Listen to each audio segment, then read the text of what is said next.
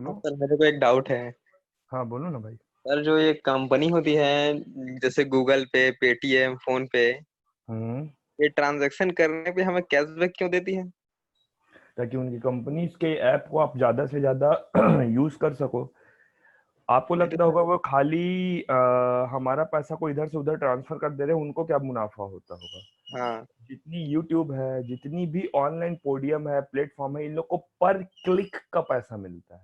Means when ever you visit the companies app, है ना, आप जब भी कंपनी के ऐप पे जाते हो और आप if you do a transaction, है ना, so company will get automatically benefit.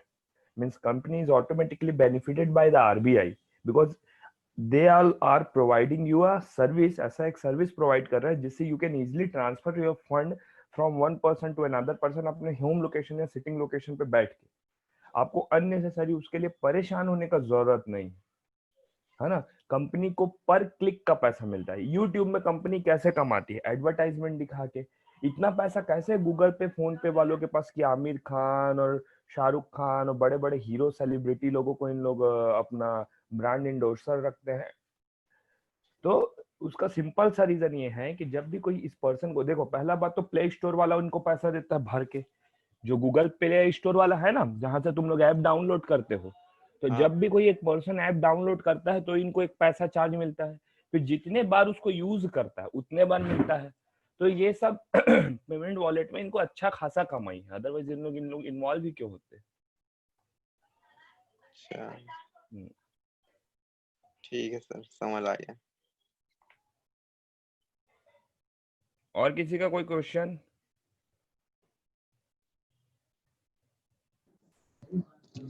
Sir मुझे क्रेडिट कार्ड के बारे में कुछ जानकारी चाहिए था। पूछो, क्या मतलब? जैसे मैं क्रेडिट कार्ड में जैसे 50,000 है मेरे पास। हम्म। उसमें से मैं जैसे यूज करता हूँ, हम्म। जैसे 50 में से 40 यूज कर लिया हम्म।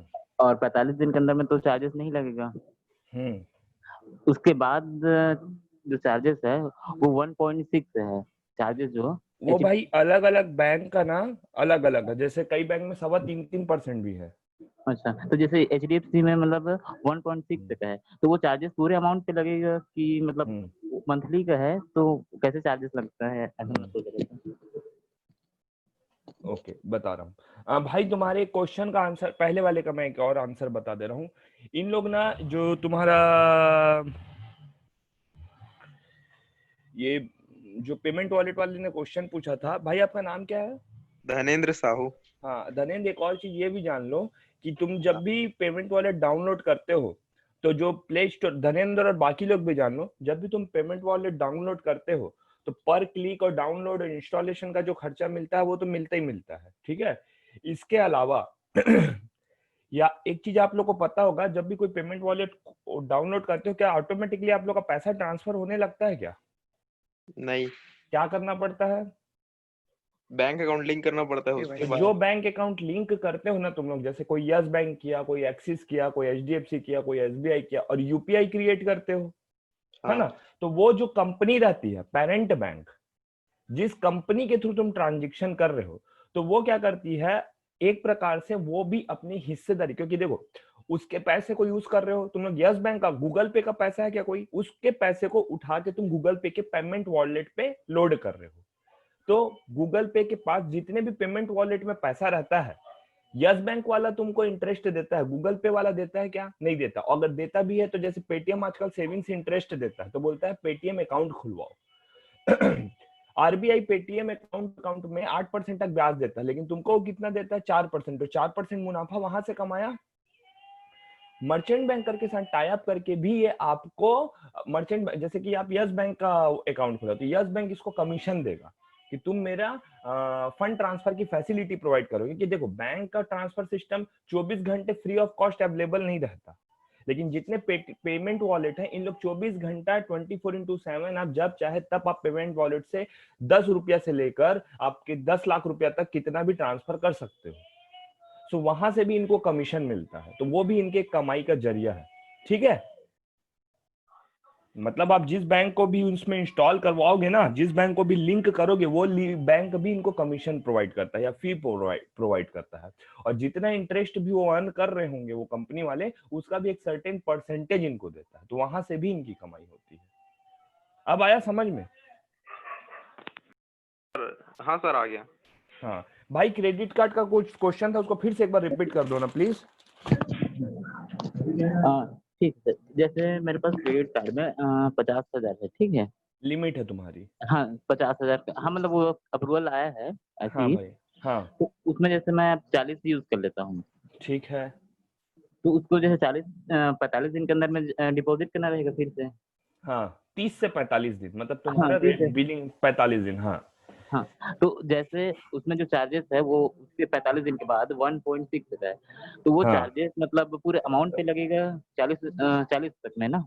40 अमाउंट पे लगेगा, हाँ जितना तुम यूटिलाइज किए हो ना उसका हाँ 1.6% ऑन डेली बेसिस और मंथली बेसिस ऐसा कुछ रहता है। हाँ, मंथली का है, तो मंथली मतलब हाँ पूरे उतने का लेगा ना चार्जेस। हाँ 40,000 का जो तुम यूटिलाइज किए हो, 50 पे नहीं लेगा।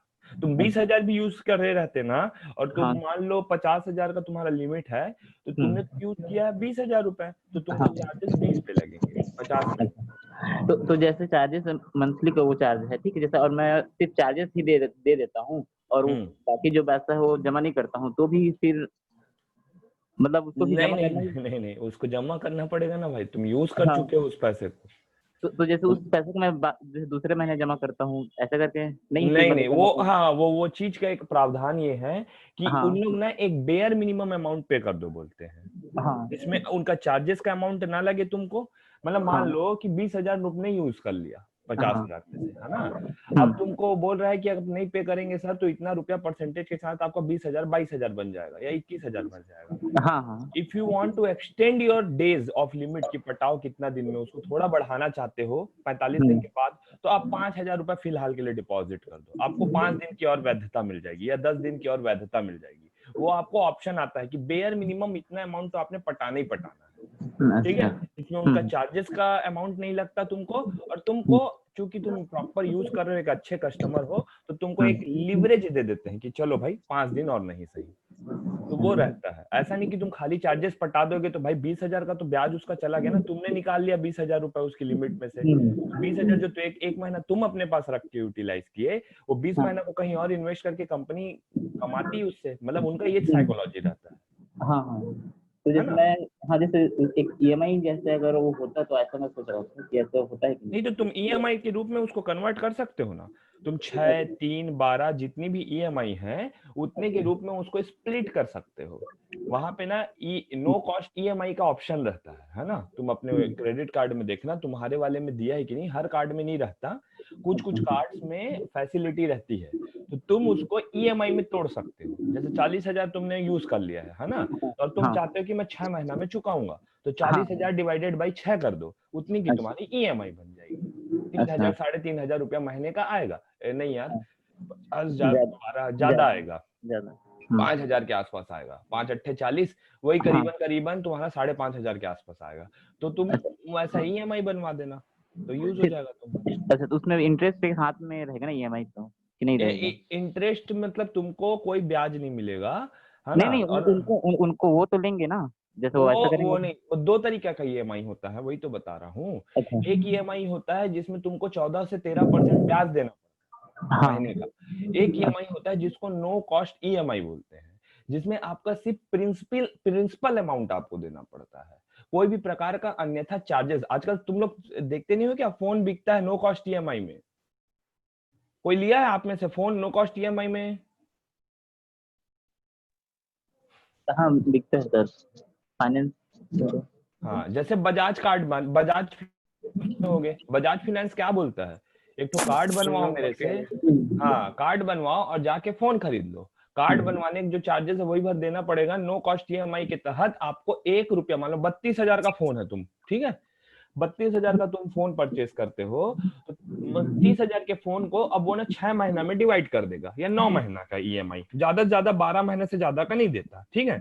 अब 32,000 का मान लो फॉर एन एग्जाम्पल फोन लिए, 9 महीने की ईएमआई टुड़वा लिए, तो 3,333 रुपया मंथली पड़ने लग गया, ठीक है। 3,333 रुपया ही तुमको मंथली पे करना है और डाउन पेमेंट करना रहता है कुछ 5-7 हजार 10,000 रुपया, तो तुमको अलग से नहीं देना पड़ेगा और पैसा।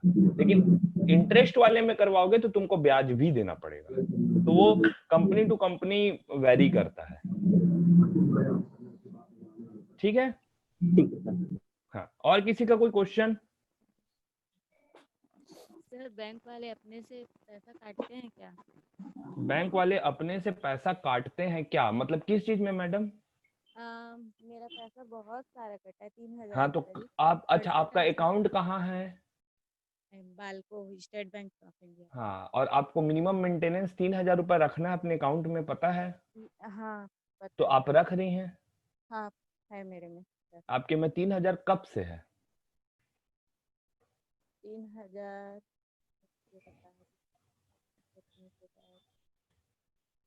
3,000 तो पिछले मंथ कट था, है ना। और उसके पहले कितना था? 12,000 8,000 ऐसा रहता था, मतलब हमेशा 3,000 से ऊपर हमेशा एनी हाउ ऊपर रहता है ना। हाँ हाँ, हाँ। तो इसमें दो चीज हो सकता है, एक कितना रुपया कटा है आपका? 68 रुपये कटा है और हाँ, तो 136 रुपये। कब कटा है ये? ये स्टार्ट हुआ है मेरा 23/7/19। हाँ तब और से फिर स्टार्ट हुआ है, अभी तक कट रहा है, हर महीने कटता है उतना? हर महीना कट रहा है। हाँ, तो आप बैंक जाओ, बैंक जाके कुछ चीज चेक कराओ। दो चीज हो सकता है, एक बार कटता है तो वो डेबिट कार्ड जो आप लेते हो ना, उसका सालाना होता है। और इन लोग क्या होते हैं, स्टेट बैंक वाले, इन पासबुक वासबुक छपवाए हो कुछ? हाँ छपवाए हैं। हाँ, पासबुक कितने बार छपवाए हो एक महीना में? नहीं, एक महीने में तो नहीं, मैं 2015 में एक छपवाई थी, फिर अभी पिछले मंथ नहीं, छपवाई। अभी कुछ अपडेट करवाए हो क्या? नहीं अपडेट नहीं, कुछ करवाए हो भी नहीं। पासबुक को? नहीं नहीं, उसमें और प्रिंट करवाए हो क्या? नहीं नए ट्रांजेक्शन नहीं करवाए हो? तो नहीं। आप एक बार बैंक चले जाना, एसबीआई बालको मत जाना। आप रहते कहाँ हैं? बालको में ही रहते हैं। हाँ, तो बालको रहते हो तो बालको ही में जाओ, और जाके आप क्या करना कि सिंपली अपने जो भी पर्सन है उनको बोलना कि मेरा अननेसेसरी चार्जेस डिडक्ट हो रहा है, स्टेटमेंट दिखाइए क्यों हो रहा है। तो उसमें लिखा रहेगा काहे का चार्जेस कटता है। दो चीज का चार्जेस होता है, एक तो डेबिट कार्ड का होता है तो सालाना एक बार लगता है, हर महीने नहीं काटता। मंथली एसएमएस का चार्जेस होता है, वो 15 रुपया कटता है, 68 रुपया नहीं कटता या 136 रुपया नहीं कटता। तो तुम्हारे में कोई सर्विस एक्टिवेट करवा डाले होगे तुम ही, कुछ गलत दबा वबा के, या तुम कोई नेटफ्लिक्स अमेजोन या किसी का ना सब्सक्रिप्शन ले डाले होगे जो तुम्हारे अकाउंट से लिंक है। जैसे कि मेरे पास नेटफ्लिक्स का सब्सक्रिप्शन है, 199 रुपया हर महीने ऑटोमेटिकली मेरे अकाउंट से कट जाता है। मेरे पता है, मैं लिया हूँ इसलिए मेरे को दिक्कत नहीं है। तो गलती से तुमसे या घर में किसी को फोन दिए हो गए या कोई भी, या फोन में कोई सर्विस एक्टिवेट कर डाले होंगे, जैसे अपन फोन में भी नहीं कर देते कोई चीज, अब वो हाँ। डायरेक्ट तुम्हारे बैंक अकाउंट से लिंक होगा। तो तुम जाके जब तक नहीं देखोगे कि तुम्हारे में क्या एक्टिवेटेड है और काहे का पैसा कट रहा है, तो तुम नहीं जान पाओगे। तो पहले बैंक जाना, बैंक जाके पहले देख लेना हाँ कि प्रिंट क्यों पैसा कराई हूँ कट। ना, उसमें LIC ऑफ इंडिया लिखा था। हाँ, तो LIC ऑफ इंडिया का पैसा कटता है करके 36 रुपया। हाँ हाँ, तो तुम्हारा 68 कुछ, रुपए वाला भी LIC लिखा है और हाँ 136 वाला भी तो LIC। तुम कुछ लेके रखे होगे जिसमें मंथली 68 और 136 रुपए जमा होता हो LIC के खाते में। नहीं पूछना सर, घर ऐसा में, कुछ नहीं घर कराए नहीं, हैं। तुम नहीं लिए हो, कोई घर पे कोई लिया रहा हो तुम्हारे नाम से जो वही उसी बात अकाउंट कर से रहे लिंक थे है। कल, तो कुछ भी नहीं हाँ, कराए हैं। तो ऐसा सीन है, तो एक बार SBI में ही जाके पूछना ब्रांच मैनेजर से, और एक बार LIC में जाके पूछना। हाँ वैसा ही मेरी बहन का भी हुआ है, उसका 61 और 122 रुपये उसका भी कट गया। हाँ, तो वो बैंक में जाके पूछना, वो तुमको ना स्टेटमेंट निकाल के डिटेल में समझा देंगे, और बोलना अगर ऐसा नहीं चाहते तुम तो उसको ना तुम वो कर देना, स्टॉप करवा देना। अच्छा ठीक। अदरवाइज क्या है, मेंटेन नहीं होता है तो नॉन मेंटेनेंस चार्जेस लगता है। हाँ और किसी का कोई क्वेश्चन?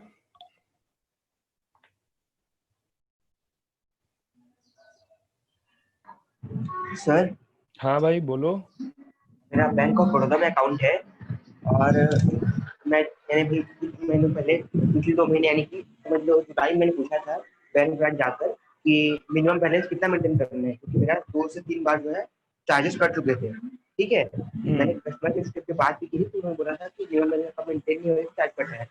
तो उससे मैं पूछा था कि क्या क्या तुम्हारी आवाज नहीं आ रही है, फिर से रिपीट करो क्वेश्चन अपना। हाँ, मेरा जो 2 बार चार्ज कट गया था बैंक से, तो मैंने उस टाइम पे कस्टमर के से बात कर पूछा था कि ऑनलाइन कि कितना रुपए मेंटेन करना पड़ेगा बैलेंस, बैंक बैलेंस मेंटेन करने के लिए। कौन 2000 रुपए। कौन सा बैंक है तुम्हारा? Bank of bank Baroda. Of Baroda. हाँ। हाँ, और जब मैं जुलाई में जब बैंक ब्रांच गया था, तो वहां बोला गया कि 3000 मेंटेन करना है। तो मेरे को कंफर्म ये करना है कि मेंटेन यानी कि करना कितना बैंक ऑफ बड़ौदा में, 2000 3000? तुम जितना भी मेंटेन करना है ना, उसे हाँ। 1000 रुपए ऊपर डाल दिया करो, समझे? क्योंकि 3 हाँ, बोल रहा है 4 डाल के छोड़ दो। बात हाँ, ये है, बैंक अपना जो नॉन मेंटेनेंस चार्जेस रहता है वो बहुत लंबा चोट लगाता है, 400-600 रुपए तक तुमको लगा देगा। हाँ सर, ठीक मेरा है, 300 कटा था एक बार। तो तुमने ये करना है। हाँ। हाँ, तो मैं वही बोल रहा हूँ, अगर मेंटेन नहीं करोगे तो हमेशा चार्ज लगेगा।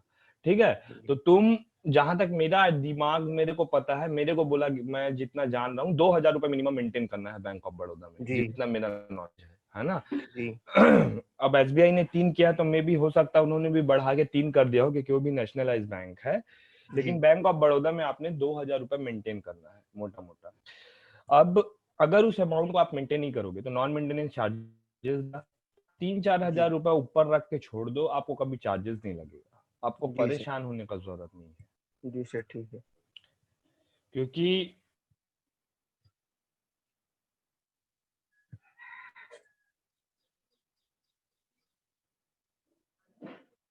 उतना प्लीज मेंटेन किया करो। जी सर, ठीक है। ठीक है। एक मैडम का क्वेश्चन है, आप लोग भी सुन लो, सिसिल क्या है? कोई मेरे को आंसर करेगा? कल पढ़े थे हम लोग।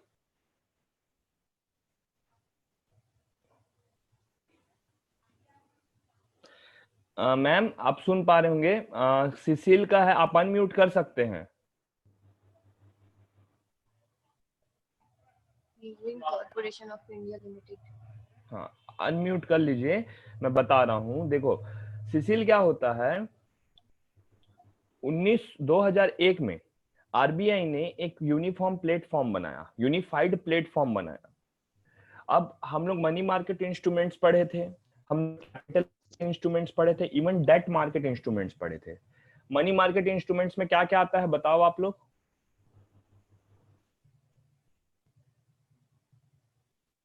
बोलो, आप लोग कैसे पढ़ते हो यार, कुछ याद नहीं रहता क्या? क्या चीज सर? मनी मार्केट इंस्ट्रूमेंट्स क्या क्या है, कौन कौन से मनी मार्केट इंस्ट्रूमेंट्स? कल भी बताया था मैं। हाँ, कॉमर्शियल बिल। हाँ, ट्रेजरी बिल और हाँ, किन्हीं और है? कॉल मनी, हाँ, कॉमर्शियल हाँ, ट्रेजरी बिल हाँ, ठीक, चलो very good. Capital market instruments में क्या क्या आते हैं? कैपिटल मार्केट में शेयर मार्केट, ठीक है, तो कैपिटल मार्केट को अलग कर दो। डेट मार्केट में क्या क्या आते हैं? Bonds. Good, government bond, government security, ये सारी चीजें आती है। तो देखो, हाँ ठीक है, तो जनरली क्या होता है, इनको भी तो ट्रेडिंग करते हैं, मैं बताया था ना, इनका भी ट्रेडिंग करते हैं, इनको भी खरीदा जाता है, बेचा जाता है। अब मान लो, एक एग्जांपल हमने बताया था कि मान लो इंडियन बैंक को 4000 करोड़ की आवश्यकता पड़ गई एक दिन के लिए, ठीक। अब स्टेट बैंक ऑफ इंडिया से उसको लगा, स्टेट बैंक ऑफ इंडिया के पास एक्सेसिव मनी है, 8000 करोड़ रखा हुआ है। इंडियन बैंक ने बोला, स्टेट बैंक के ऊपर लेवल पे कॉल किया और बोला कि भैया हमको 4000 रुपया चाहिए, करोड़ रुपया चाहिए 2 दिनों के लिए। इन्होंने बोला कि ठीक है, सीसिल के थ्रू, आरबीआई के थ्रू उठा ले 2 दिन के लिए। इन्होंने बोला कि ठीक है। अब सीसिल क्या है, इनका clearing corporation of India limited एक प्लेटफॉर्म है, जहां पे कोलेटरलाइज्ड बोरोइंग एंड लैंडिंग ऑब्लिगेशंस करके एक प्लेटफॉर्म बना रहता है, कोबलो, याद रखना ना, कोबलो का फुल फॉर्म यहाँ पे दिया है, ये देखो,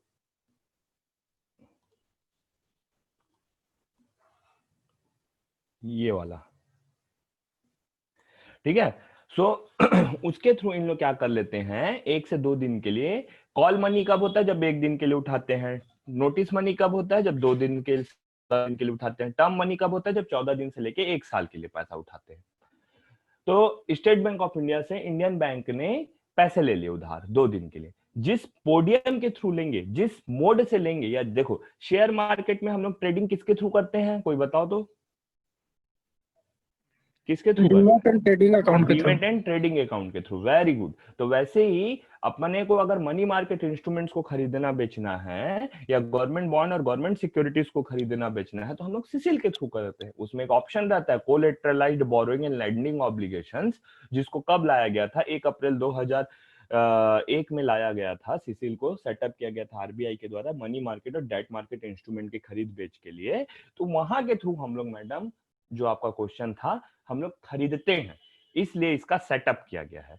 इसके अलावा मान लो डॉलर को फॉरेन करेंसी, आप लोग को बताया था कि जो बाहर के कंट्री की करेंसी होती है ना, उसमें भी बिडिंग और आस्क प्राइस होता है रोज का, मतलब उसमें भी ट्रेडिंग होती है कि डॉलर के मुकाबले आईएनआर आज बढ़ेगा, कम होगा, क्या होगा। तो करेंसी में भी खेलते हैं, डेरिवेटिव्स बोलते हैं जिसको, करेंसी में खेलते हैं लोग, तो उसकी भी ट्रेडिंग इसके थ्रू होती है।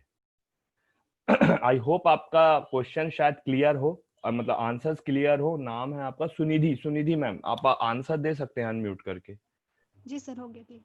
हाँ, समझ में आ गया ना आपको? जी। ओके, और किसी का कोई क्वेश्चन? सर करेंसी मार्केट को मतलब इंडिया में ऑथराइज है कि नहीं?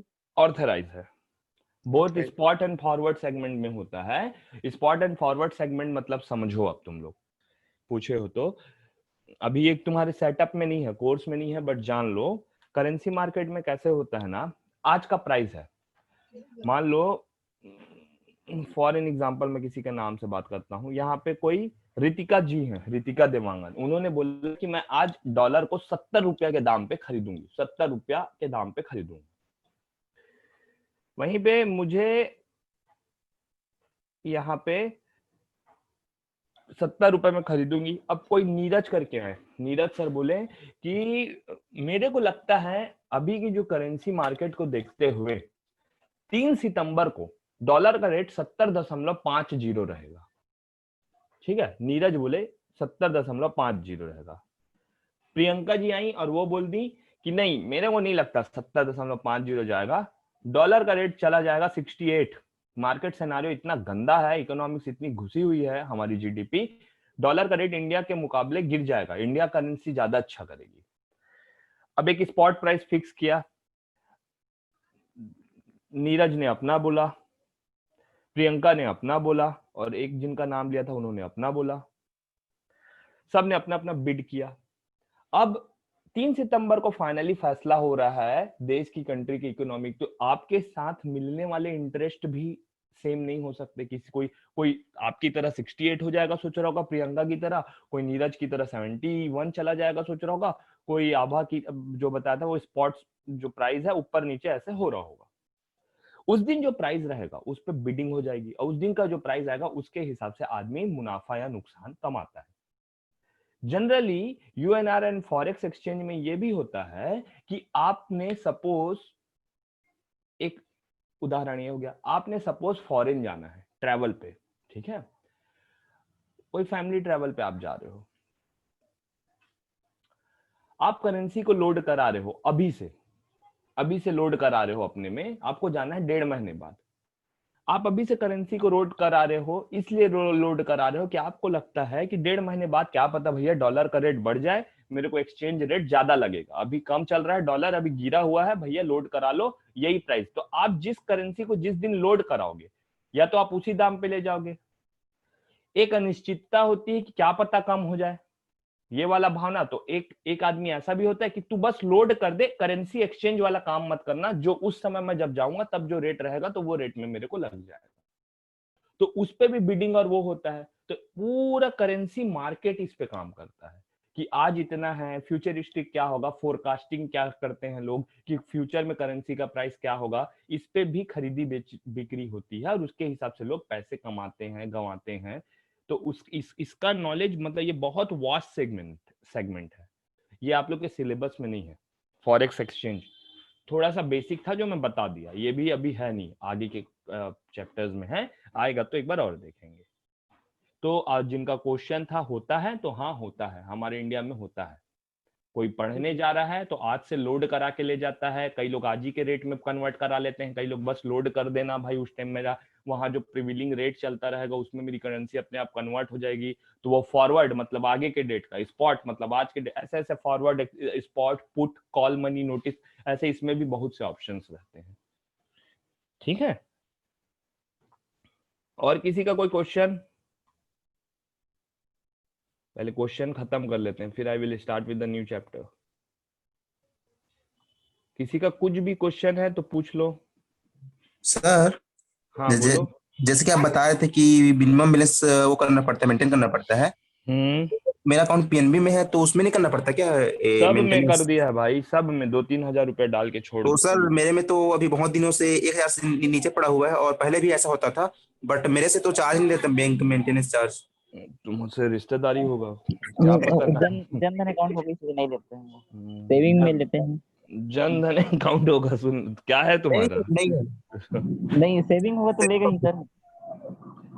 तुम्हारा अकाउंट में 1000 पड़ा है ना, 1000 से कम तो नहीं पड़ा है? 1000 का में सर 292 रुपए है। कितना? 292 रुपया है? हाँ जी सर, और मैं कई बार ऐसा भी नौबत आया है जैसे कि मैं 50 रुपए है, 60 रुपए ऐसे भी आया है। पीएनबी का मैं देख रहा हूँ गूगल में, रूरल सेगमेंट में ब्रांच है तो 1000 रुपया मिनिमम मेंटेन करना है, सेमी अर्बन ब्रांच है तो 2000, अर्बन ब्रांच है तो 2000, मेट्रो पर मतलब मिनिमम 1000 रुपया तुमको मेंटेन करना ही करना है आज के गाइडलाइन के हिसाब से। तुम पता चल रहा है इंतजार ही करते रहे, मेरा तो नहीं लंबा कट गया, तो तुम 1000 रुपया डाल के छोड़ देना। कहाँ है तुम्हारा अकाउंट?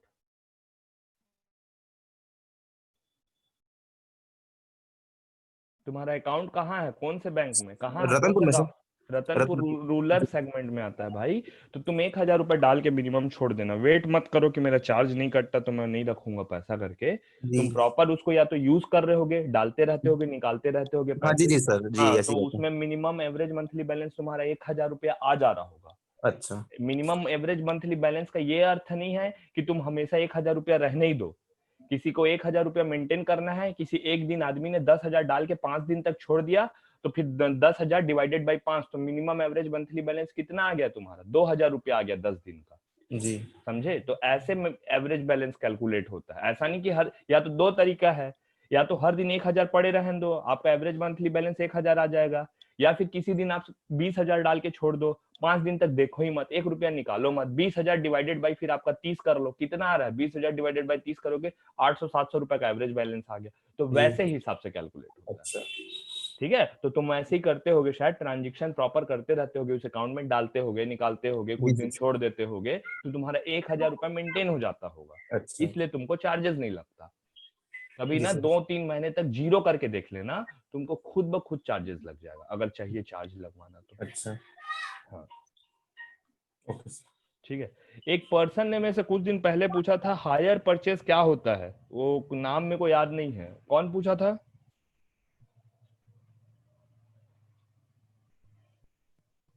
जिसको मैं बोला था कि पढ़ लेना भाई करके, इसको अपन डिस्कस कर चुके हैं।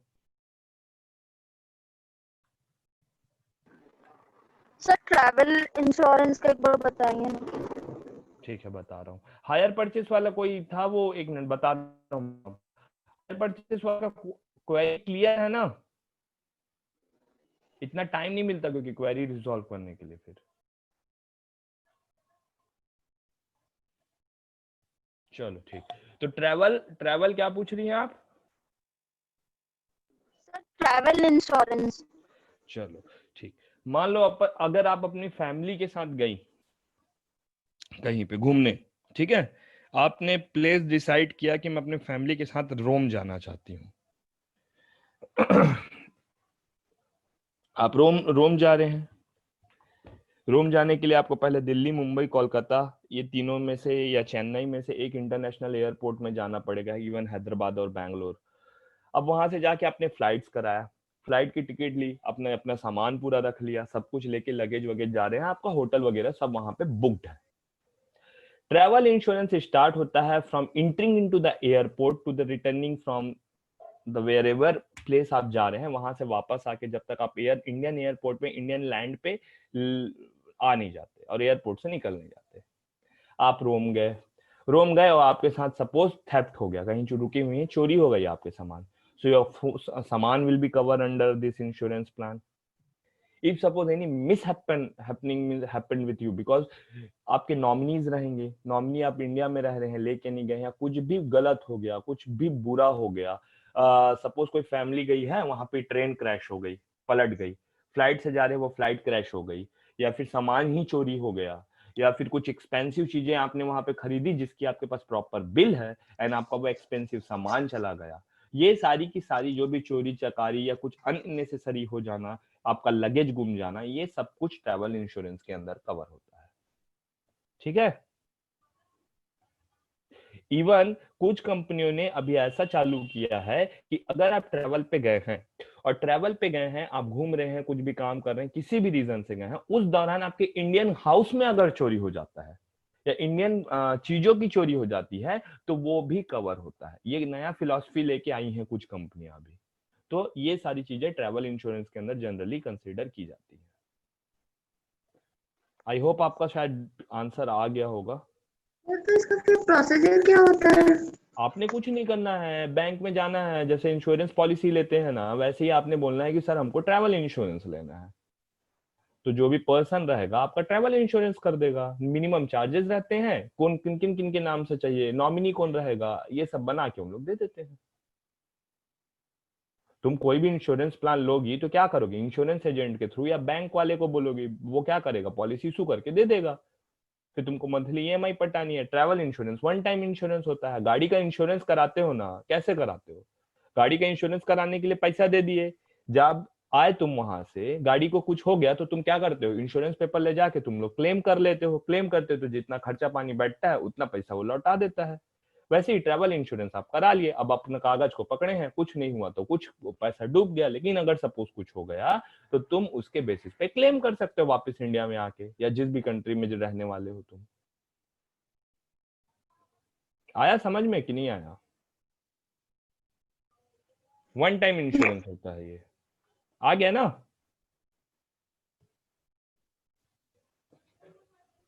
आपकी आवाज नहीं आ रही है मैडम। और किसी का कोई क्वेरी, क्वेश्चन? सर आरटीजीएस एक बार बताएंगे?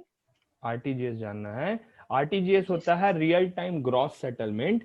रियल टाइम ग्रॉस सेटलमेंट मतलब आप एक बात समझिए, पहले क्या होता था ना मैडम कि फंड अगर हमको ट्रांसफर करना है तो हम लोग के पास दो ऑप्शन, तो हम चेक के थ्रू ट्रांसफर करते थे। अगर चेक के थ्रू हम लोग ट्रांसफर नहीं कर पा रहे हैं तो हम लोग एक डिफरेंट पोडियम यूज करते थे। डिफरेंट पोडियम जो तरीका हम लोग यूज करते थे उसको अपन बोलते थे कि payment settlement system, electronic fund transfer system. जैसे जैसे आरबीआई ने इंट्रोड्यूस किया, ये बहुत ज्यादा इजी और कन्वीनियंट होने लग गया हम लोगों के लिए कि हम लोगों को आसानी से पैसे ट्रांसफर कर सकते हैं। आरटीजीएस में क्या होता है कि आपको सपोज कुछ पैसे ट्रांसफर करना है, मैं बोलूंगा आपका नाम क्या है? आकांक्षा। हाँ, सो मैं बोलूंगा कि आकांक्षा मैडम आप प्लीज अपने घर से अपना एक चेक बुक लेके आओ। तो आप अपना चेक लेके आओगी, अपना चेक बुक में अपना नाम लिखोगी कि योर सेल्फ फॉर आरटीजीएस, और अपना नाम लिख के आपको कितना रुपया ट्रांसफर करना है वो अमाउंट लिखोगी वर्ड में, और साथ के साथ रिटर्न इसमें लिखोगी। उसके बाद आप उसमें साइन करोगी, ठीक है? फिर आरटीजीएस का एक फॉर्म रहेगा, आरटीजीएस के फॉर्म में आप लिखोगी रेमिटर का नाम। रेमिटर कौन रहेगा यहाँ पे, तुम रहोगी कि कौन रहेगा? सर मैं ही। जो पैसा ट्रांसफर करता है वो रेमिटर होता है, जिसके अकाउंट में पैसा ट्रांसफर करना है वो आदमी बेनिफिशियरी होता है। तुमको सपोज पैसा ट्रांसफर करना धनंजय कुमार पटेल को, तो तुम क्या करोगी, धनंजय कुमार पटेल का नाम डालोगी बेनिफिशियरी में।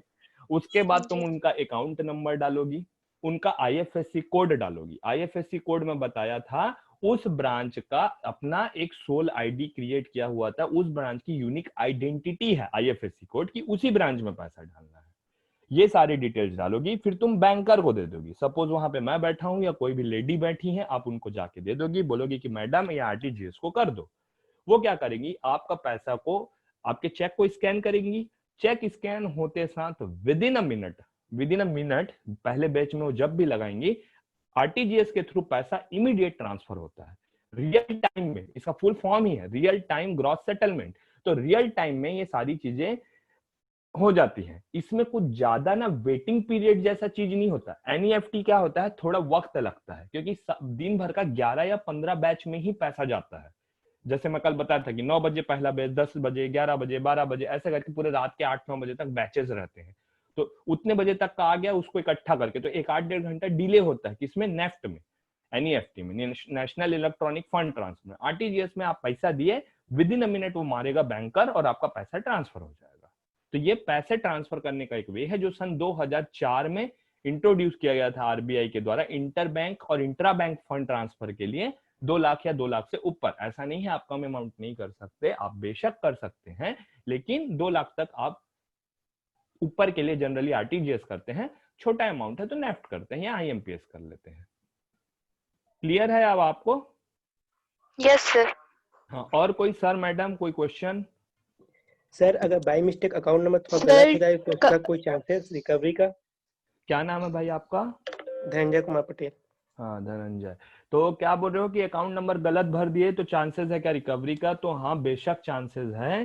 तुम अगर आईएफएससी कोड सेम डाले हो, मान लो फॉर एन एग्जांपल, ठीक है, तुम डिजिट्स में गलती करोगे तो सेम बैंक शाखा के सेम बैंक अकाउंट में ही तुम फंड ट्रांसफर करोगे, है ना। तुम टोटली अगर गलत डाल दिए, टोटली अलग डाल दिए, तुम रहने वाले बिलासपुर के, तुम डाल दिए तुमको ट्रांसफर करना था कि मान लो रायपुर ट्रांसफर करना था, रायपुर के उसी ब्रांच के शाखा के किसी और पर्सन के अकाउंट नंबर में तुम ट्रांसफर कर दिए, क्योंकि देखो शुरू की डिजिट्स लगभग सब अकाउंट की सेम होती है, ठीक है, सेम शाखा की, क्योंकि उनका सोल आईडी रहता है, कोड रहता है, 1-2 डिजिट अंतर होता है जनरली। तो उस पैसे को वापस मंगाया जा सकता है 2-3 तरीकों से। पहला, रिक्वेस्ट करके कि सर गलती से आपके अकाउंट में फंड ट्रांसफर हो गया। दूसरा, इमीडिएट नहीं हुआ रहता, तुरंत याद आ जाता है तो जाके आप ब्लॉक करा सकते हो उस अमाउंट को और वापस अपने में रिटर्न करा सकते हो, अगर उस पैसे को वो यूटिलाइज नहीं किया होगा।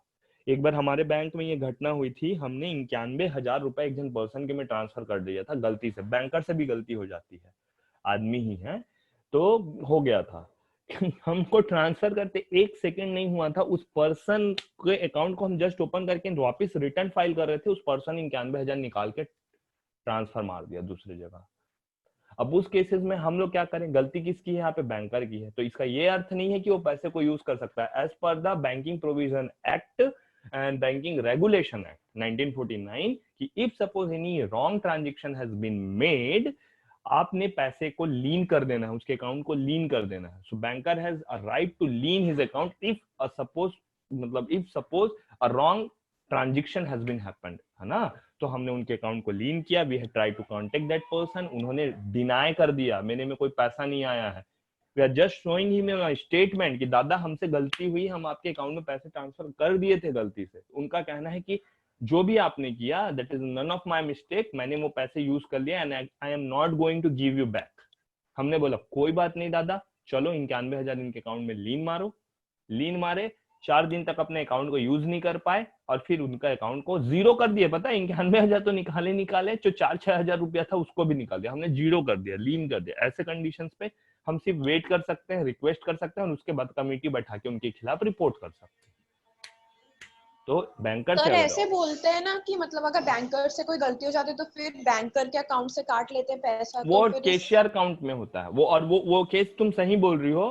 हाँ। उस केस में उसको 91,000 पे करना पड़ा था, फिर वो कैसे वसूलता है वो जाने, क्योंकि बैंकर अगर किसी भी प्रकार का मिस्टेक करता है तो की प्रॉपर्टी से कटा। इवन बैंकर का कई बार क्या हुआ है, हम लोग देखे हैं कैशियर काउंटर में जो कैश में बैठते हैं ना लड़के या लड़कियां, उनसे एक गलती हो जाती है तो उन लोग अपने जेब से पैसा देते हैं।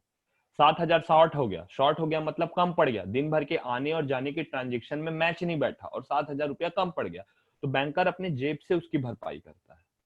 तो सर ये 51,000 बैंकर दिया या फिर वो लीन अकाउंट से वो हो गया? लीन अकाउंट में पैसा ही नहीं था, पूरा उड़ा डाला था, बैंकर ने दिया। अब बाद में वसूलेगा, वो वसूल डाला, वैसे मिल गया। वो कोई ऐसा भाग नहीं सकता बैंक का पैसा लेके, कोई भी नहीं भाग सकता। वो नीरव मोदी नहीं था, वो यही गांव का कोई था, उसको पकड़ ले जाके। और किसी का कोई क्वेश्चन?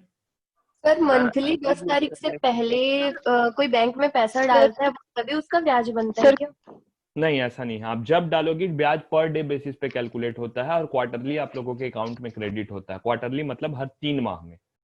तो आप चाहे 31 तारीख को डाल दो, चाहे 27 तारीख को डाल दो, चाहे 2 तारीख को डाल दो, आप लोगों का ऐसे कोई वो नहीं है। सर अगर गलती होती है जैसे बैंकर से, तो फिर वो तो रिस्की वाला काम हो गया ना, कि मतलब पैसा पे करना पड़ रहा है, तो फिर उसके बाद भी इतने सारे लोग बैंकिंग के पीछे क्यों है? गलती करोगे क्यों? इतना बड़े अंधे तो है नहीं ना। 5 जगह अकाउंट नंबर लिखा रहता है, 5 बार आपको लिखना पड़ता है, कितना बड़ा गलती करोगे? फिर वही बोल रहा हूँ, रेयरली होता है, रेयरली होता है, बाय मिस्टेक हो जाता है कई बार। तो अब वो तो कहीं भी हो सकता है गलती। इतना तो मतलब हमारा काम ही वही है, बैंकर का काम ही है कि केयरफुली चेक को देखना, साइन को प्रॉपरली मैच करना, टाइमली। अब कंप्यूटर में अकाउंट नंबर भरना है, अब उसको भी आप गलत भर रहे हो, एक नहीं 4 जगह भरना है, फिर उसको एंट्री पोस्ट करनी है, फिर उसको जाके रीवेरीफाई करना। ऐसा थोड़ी ना कि मैं मार दिया यहाँ से पैसा तो ट्रांसफर हो जाता होगा, नहीं, मैं यहाँ से करूंगा, फिर मेरा जो अपर बॉस रहेगा वो उसको वेरीफाई करेगा कि मैं जो डाला हूँ वो चीजें सही डाला हूँ कि नहीं, फिर ब्रांच मैनेजर उसको फिर से रीचेक करके ओके दबाएगा। 2-3 लेयरिंग के टेस्टिंग के बाद पैसा ट्रांसफर होता है। कई बार क्या होता है कि कैजुअल अप्रोच के चक्कर में ऐसी गलती होती है। हाँ हाँ चल ठीक डाला होगा, हाँ हाँ ठीक है चल दबा दे, हो गया। घटना तो है, हो जाता है, उसमें उतना कोई वो नहीं है। और किसी का कोई क्वेश्चन? सर आरटीजीएस में मिनिमम चार्जेस कितने लगते हैं? ये बैंक टू बैंक वेरी करता है। मैडम आपका अकाउंट आपका आवाज नहीं आ रहा, प्लीज वो कीजिए, तो चैट कीजिए, चैट में मैसेज अपना क्वेश्चन वो कीजिए। आरटीजीएस में भाई जो चार्जेस पूछ रहे थे उनका ये है, क्या नाम है भाई आपका? धनेंद्र साहू। अच्छा तुम्हारे ही है। तो आरटीजीएस का ये प्रॉब्लम ये है, सॉरी चार्जेस का अगर बात ये बोलूं तो देखो मेरे को तो नहीं लगता वो अकाउंट टू अकाउंट वेरी करता है। महंगा अकाउंट खुलवाओगे, ज्यादा मेंटेनेंस वाला, 50,000 रुपया मंथली मेंटेनेंस वाला, 1,00,000 रुपया मंथली मेंटेनेंस वाला, या 2,00,000 रुपया मंथली मेंटेनेंस वाला, तो नहीं लगते हैं जनरली। और जो छोटे अकाउंट रहते हैं 5,000 10,000 रुपया, उसमें ऐसा रहता है सर। और 3,00,000 रुपए तक फ्री, 3,00,000 से ऊपर कराओगे तो 20 रुपया फ्लैट, 25 रुपया फ्लैट, या पर लाख 2 रुपया, ऐसा कुछ उसका ट्रांजेक्शन का चार्जेस रहता है। आरटीजीएस एंड एनईएफटी मोस्टली अगर आप अपने नेट बैंकिंग या मोबाइल बैंकिंग के थ्रू करते हो तो फ्री ऑफ कॉस्ट रहता है, उसमें कोई चार्जेस नहीं देना पड़ता आप लोगों को। ठीक है, और किसी का कोई क्वेरी, कोई क्वेश्चन? सर अपन जब एटीएम से पैसा निकालते हैं तो अगर बाई मिस्टेक कुछ हो गया और एटीएम से पैसा वापस चला जाता है तो वो कहाँ जाता है, अकाउंट में या फिर? अकाउंट में रहता है वो। अच्छा, अकाउंट में चला जाता है, 24 घंटे के भीतर रिफ्लेक्ट करता है, इन ट्रांजिट मोड में चला जाता है पहले, फिर इन ट्रांजिट मोड से अकाउंट्स में चला जाता है। सर आपने बोला था कि एनईएफटी में जब बैच में ट्रांसफर होता है तो एक बैच में कितने ट्रांजैक्शंस होते हैं? लाखों करोड़ों कर सकते हो, आपके यहाँ कितना चेक आया है उसके ऊपर डिपेंड करता है। पूरे भारत से होते रहता है ना मैडम, वो आरबीआई का सेटलमेंट सिस्टम ऐसा है कि वो अपने आप उसको बैच को उठा के क्लियर मार देता है। क्या करता है कि आपकी बैंक के चेक गए, वैसे कितने भी बैंक के गए, उनको सबको शॉर्ट कर लेता है, ऐसे ऐसे शॉर्टिंग कर लेता है, और शॉर्टिंग करने के बाद उसको अपना बैचेस में निकाल देता है। शॉर्ट करना मतलब इंडस बैंक का एक तरफ, आईसीआईसीआई एक तरफ, एक्सिस एक तरफ, एचडीएफसी एक तरफ, फटाफट 2 मिनट के अंदर वो हो जाता है बैच सिस्टम से। स्कैन तो हो ही गया रहता है चेक। और कोई सर डीमैट और ट्रेडिंग अकाउंट एक साथ खुलता है कि अलग अलग खुलता है? एक साथ खुलता है, एक साथ खुलता है डीमैट और ट्रेडिंग अकाउंट, और ताकि उसके थ्रू आप अच्छा खासा ट्रांजेक्शन कर सकते हैं। मतलब बिना ट्रेडिंग अकाउंट और डीमैट अकाउंट में बताया था बहुत लोगों को, प्लीज बताओ तो कोई क्या होता है भाई, क्या होता है? डीमैट में क्या करते हैं और ट्रेडिंग में क्या करते हैं? ट्रेडिंग में हम पैसा होल्ड करके रख सकते हैं, जैसे ट्रेडिंग करनी है। सिर्फ पैसा ट्रेडिंग अकाउंट में होल्ड रहता है, वो होल्ड करने की जरूरत नहीं है, लेकिन डीमैट अकाउंट में ना शेयर खरीद के रख सकते हैं। ट्रेडिंग अकाउंट से शेयर खरीदेंगे और डीमैट में वो स्टोर होगा।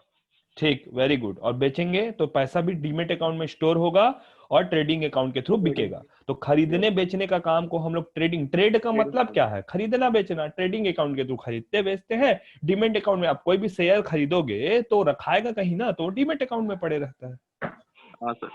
हाँ, तो डीमेट और ट्रेडिंग अकाउंट एक साथ खुलता है भाई, आपका क्वेश्चन था ना, एक साथ खुलता है। और कोई question? Otherwise we will start with the new chapters. 2 chapter करना है हम लोगों को, छोटे छोटे एकदम चैप्टर हैं। और किसी का कोई क्वेरी, कोई क्वेश्चन? सर आप डमी कार्ड के बारे में बताने वाले थे। Dummy card?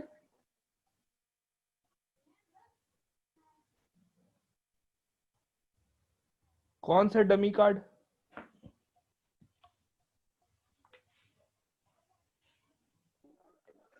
सर कल पढ़ रहे थे ना, तो ये वर्ड आया था, तो आपने बोला था कल मतलब सर्च करके बताऊंगा कर।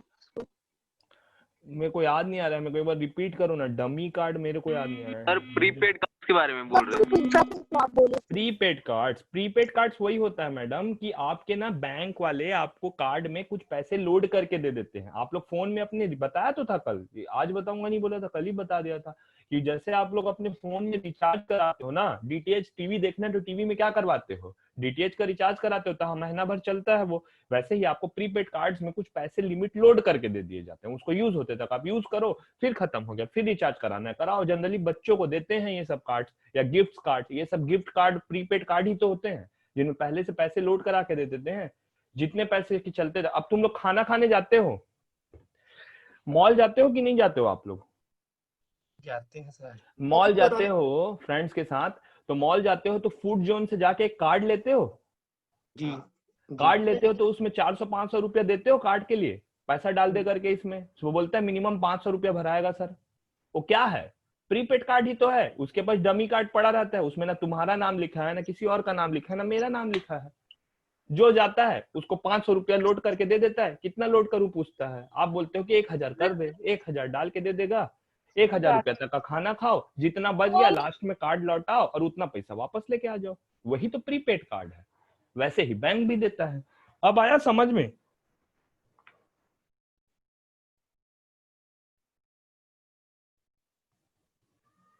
आया कि नहीं आया? Yes sir. सर ऐसा हो सकता है क्या, जैसे आरबीआई का एटीएम कार्ड है वो स्टेट बैंक के एटीएम कार्ड मतलब एटीएम मशीन से निकल जाए? आरबीआई का एटीएम कार्ड स्टेट बैंक के मशीन जो लगे नहीं रहते हैं बिलासपुर में, जैसे बहुत सारे एटीएम मशीन है, जैसे स्टेट बैंक का है, तो उसमें से क्या उस एटीएम से पैसा निकल सकता है? मैं नहीं समझ पा रहा हूँ। आरबीआई एसबीआई मतलब आरबीआई का क्या बोल रहे हो? कार्ड है बोल रहे हो? हाँ एटीएम कार्ड। आरबीआई का एटीएम कार्ड कहाँ होता है? रिजर्व बैंक ऑफ नहीं इंडिया? समथिंग जो भी मतलब अलग कोई भी बैंक हो, हाँ तो किसी और बैंक के एटीएम मशीन से उसका पैसा निकल सकता है क्या? हाँ, सभी निकालते हैं। मैं खुद निकालता हूँ। तुम अभी अपना कोई भी घर का कार्ड को लेके जाओ, कोई भी बैंक में जाओ और पैसे निकाल लो, निकल जाता है, कोई दिक्कत नहीं। लिमिट रहती है 3 बार 4 बार के बाद ऐसा नहीं निकलेगा नहीं, पैसे चार्ज लगते हैं। कोई किसी के भी एटीएम से पैसा निकाल सकता है। Yes, sir.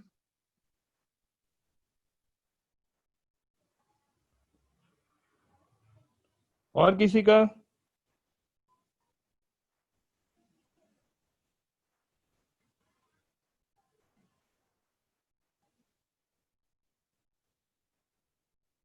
मेरे को 1 मिनट देना। कल एक का क्वेश्चन था ई सिम वाला, वो है क्या यहाँ पे?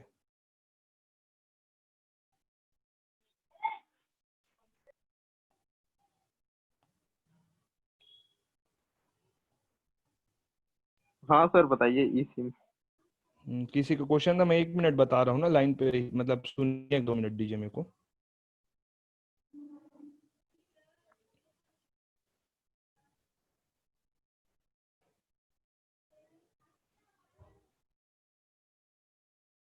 जो इस तरीके का होता है ना उसको फिशिंग बोलते हैं। फिशिंग फिशिंग होता है। ये लोग क्या कर रहे हैं आजकल, एक लो टेक्नोलॉजी ऑफर्ड कर रहे हैं जिससे ई सिम का यूज किया जा रहा है। उस ई सिम के थ्रू अब जो भिवंडी है, कहाँ, हरियाणा के पास, वहां पे 300 लोगों का एक बैच पकड़ाया है।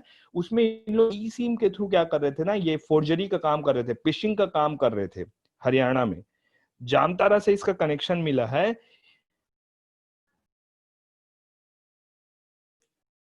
इन लोग ई सिम के थ्रू क्या करते हैं, कस्टमर को केयर में फोन करते हैं हैं, ये बोलते हैं कि भैया हमको आपका केवाईसी करना है, जस्ट बोलेंगे केवाईसी करना है। तो केवाईसी के लिए उन लोग आपसे सिर्फ आपका आधार नंबर पूछेंगे।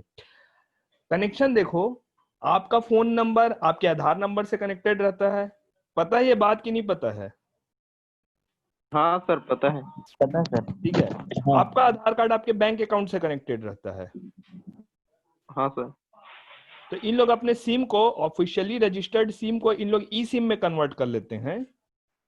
ई सिम में इनका फोन नंबर आ जाता है, उस फोन नंबर से आधार कार्ड कनेक्टेड है, उस आधार कार्ड से वो आपके बैंक अकाउंट को लिंक रहता है, और वो बैंक अकाउंट की लिंक इस तरीके की रहती है कि अगर कोई अपना आपका आधार कार्ड को अपडेट कर रहा हूं बोलेगा आपके सिस्टम में, समझ रहे हो, और आधार कार्ड को अपडेट करने के लिए आपसे ओटीपी मांगेगा, और आपने सपोज ओटीपी बता दिया जहां पे बैंक अकाउंट का जिक्र ही नहीं है, तो वो पैसा अकाउंट से निकल जाता है। समझ में आ रहा है? इस लेवल का लो टेक टेक्नोलॉजी इसको बोलते हैं, भिड़ाया है। अब ये मैं कैसे भिड़ाया है ये मैं नहीं बता सकता, because I am not a software engineer. जो कंप्यूटर वाले हैं उन लोग कोडिंग के थ्रू ऐसे ट्रेस करें हैं और इस तरीके से इसको हैक किया गया है सिस्टम को। आपका आधार कार्ड आपके बैंक अकाउंट से लिंक है, क्योंकि सब्सिडी वगैरह के चक्कर में वो आपका वही आधार कार्ड आपके मोबाइल लेने के लिए सिम से भी वही रजिस्टर्ड है, और सिम में आपके फोन आएगा एयरटेल से, जी मैं सर एयरटेल से बोल रही हूँ, या मैं कस्टमर केयर से बोल रही हूँ या बोल रहा हूँ। आपको बोलेगा कि सर आपके बैंक अकाउंट का तो जिक्र ही नहीं करेगा, आपको बोलेगा सर आपके मोबाइल नंबर पे आपका आधार कार्ड रजिस्टर्ड नहीं है, जिसके कारण आपको फैसिलिटीज नहीं मिल पा रही है, कुछ भी नहीं मिल पा रही है। तुम में से कोई भी पर्सन को अगर मैं बात नहीं पता रहती और मैं सिर्फ आपके मोबाइल के नाम से फोन करता, तो आप में से हर एक व्यक्ति मेरे को बताने के लिए रेडी हो जाता, कोई भी बता देता है आधार नंबर। आधार नंबर बताने में क्या है यार, नहीं बता देते क्या आधार नंबर? अब वो आधार नंबर को भेजोगे तो वो बोलेगी कि मैं आपके आधार नंबर को आपके मोबाइल नंबर में सर रजिस्टर्ड नहीं था। आज पर as per the government guideline आप लोग को भी पता है कि आपका मोबाइल नंबर से आपका आधार नंबर रजिस्टर्ड रहना चाहिए। मैं आपको एक सर आधार नंबर से लिंक करके एक ओटीपी दी, उसमें प्रॉपर मैसेज भी कैसा आएगा पता है? आधार नंबर वेरिफिकेशन के लिए ओटीपी आएगा, ओटीपी तुम बताओगे तुम्हारे बैंक अकाउंट से पैसा कट जाएगा। सो ये होता है ई सिम के थ्रू। तो तुम्हारा क्वेश्चन क्लियर है भाई, आंसर क्लियर है ई सिम? हाँ सर। हाँ, सो नाउ स्टार्ट करते हैं हम लोग नया चैप्टर। तुम लोग आज बहुत क्वेश्चन आंसर एक घंटा ले लिए तुम लोग। और किसी का कोई क्वेश्चन बचा है? अदरवाइज हाँ बोलो, क्वेश्चन पहले कर ही लो, फिर इस दो चैप्टर के बीच में कोई क्वेश्चन नहीं, and then we will end today's session. हाँ बोलो सर। एफडीआई के बारे में बताइए। फॉरेन डायरेक्ट इन्वेस्टमेंट, बड़ी बड़ी जो फॉरेन की कंपनी होती है ना, वो क्या करती है, जैसे अभी मेक इन इंडिया वाले प्रोजेक्ट के तहत बहुत सी कंपनियों से investment, make in India but make from India, मतलब make in India but take money from other outside of India, इस टाइप का प्रोजेक्ट चल रहा है। बात क्या है कि बहुत सारी फॉरेन कंपनीज होती है ना, वो इंडिया में इन्वेस्ट करती है, जिसको एफडीआईज बोलते हैं, फॉरेन डायरेक्ट इन्वेस्टर्स। वो लोग क्या करते हैं, बाहर के पैसे इंडिया में इन्वेस्ट करते हैं as per the Indian economic condition. India economy बहुत ज्यादा, जैसे देखो हार्ले डेविडसन का बाइक सुने हो, कोई लड़के लोग सब जान रहे होगे शायद, जी सर। है ना, लड़कियां भी जान रही। चलो, तो हार्ले डेविडसन का बाइक का स्टार्टिंग प्राइस क्या है, कोई बताएगा इच्छुक व्यक्ति? 70-80 हजार। और कोई?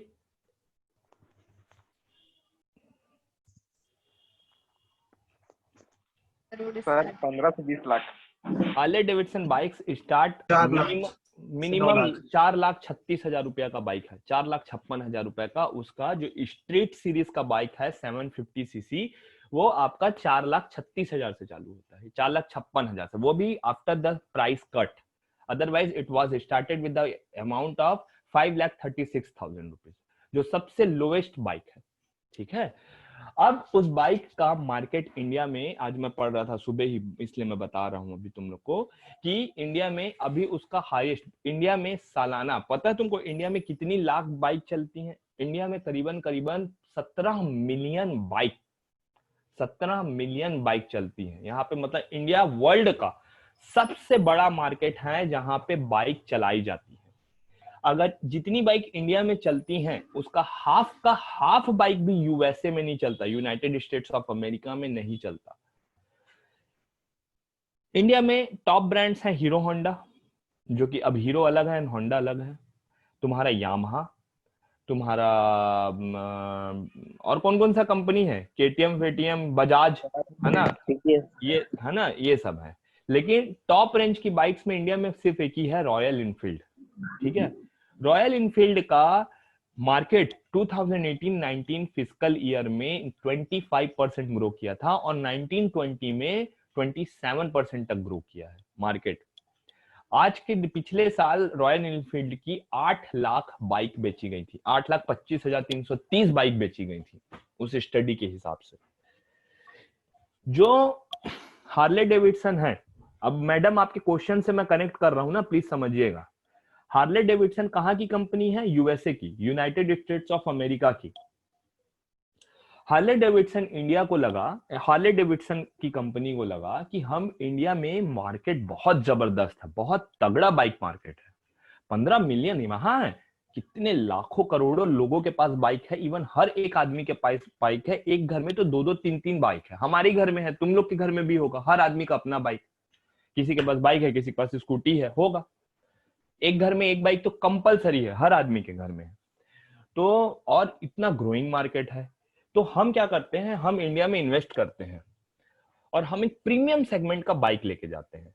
तो फॉरेन कंपनीज ने डायरेक्ट इन्वेस्टमेंट कर दिया इंडिया में। अब इंडिया में उन्होंने क्या स्थापित किया, जगह जगह हार्ले डेविडसन के शोरूम डाले। अब हार्ले डेविडसन की बाइक का स्टार्टिंग प्राइस ही 5-5.5 लाख रुपए है, जो कि अभी कम होने के बाद है, नहीं तो 7 लाख रुपए था यही बाइक का प्राइस।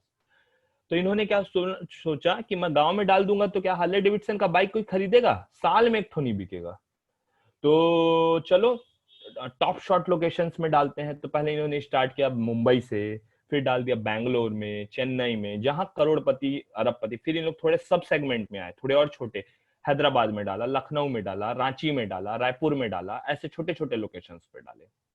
अब बिलासपुर में भी दिखता है हार्ले डेविडसन का बाइक, लोग चलाते दिखते हैं, शौकिया लोग। अब इस बाइक में खामी देखो, स्प्लेंडर कहीं बिगड़ेगा, कोई भी गांव के कोने में बिगड़ेगा ना, तो एक लेबर उसको बना देगा, इतना लेबर का जरूरत नहीं, हम खुद ही बना देते हैं थोड़ा बहुत को, तो ठीक है। तुम्हारा इवन रॉयल इनफील्ड भी बिगड़ता है तो कोई भी आदमी उसको बना सकता है हमारे पास, लेकिन हार्ले डेविडसन बिगड़ेगा ना तो तुमको पकड़ के जाना पड़ेगा हैदराबाद। एक तो 6 लाख का बाइक है, उसको फिर पकड़ के सर्विसिंग कराने जाना, और उतना कम माइलेज, 15 या 20 का माइलेज देता है, उतना महंगा बाइक तो लोग क्यों लेते हैं, शौक में। डायमंड प्रीसियस मेटल है ना, लेकिन अमेरिकन डायमंड भी तो आता है, लेकिन क्यों डायमंड के पीछे दुनिया पागल है, अमीर आदमी है तो पैसा है तो दिखाना है, चोचला है। तो फॉरेन डायरेक्ट इन्वेस्टमेंट उसी तरीके का चीज है कि उन लोग भारतीय कंपनी को सोचे कि यहाँ पे सोचे कि बहुत बढ़िया व्यवसाय है, बहुत बढ़िया मार्केट पकड़ेगा। लेकिन हार्ले डेविडसन बाइक इतनी ज्यादा कॉस्टली थी कि आप लोगों को मैं बताऊं कि खाली 4%, अगर 100% लोग भारत में हैं तो सिर्फ 4% आदमी लोग ही हार्ले डेविडसन का बाइक खरीदना अफोर्ड कर सकते हैं उनकी सालाना इनकम के हिसाब से। 96% लोग की कह सकते हैं भद्दे शब्दों में औकात ही नहीं है कि वो 96% लोग हार्ले डेविडसन की बाइक ले, और अगर लेना है तो उनको अपना जमीन गिरवी रखना पड़ेगा, घर बेचना पड़ेगा, जो बेच बुचा के जो लेंगे एक बाइक चढ़ने के शौक में। तो 96% लोगों की हैसियत ही नहीं है कि वो हार्ले डेविडसन की बाइक ले सके। चूंकि वो नहीं ले सकते तो मार्केट धीरे धीरे हार्ले डेविडसन का क्रैश करने लग गया।